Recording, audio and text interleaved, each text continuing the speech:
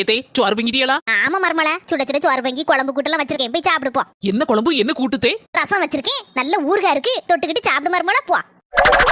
வெறும் ரசமும் ஊறுகாயுமா? இதை வச்சு எங்க இருந்து திங்க?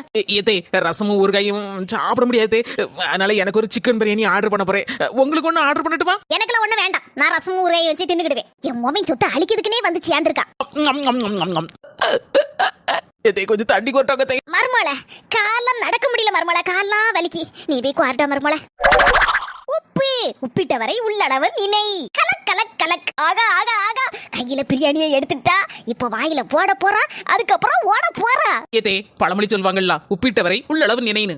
என்ன நம்ம பழமொழி நமக்கே ரிப்பீட் கொடுக்க? இத்தனை நாள் உங்க கையால எனக்கு சோறு பட்டிருப்பிய, அதை நான் மறப்பனத்தே. வாடா வாடா வாடா. உப்பிட்டவரை உள்ளளவு நினை.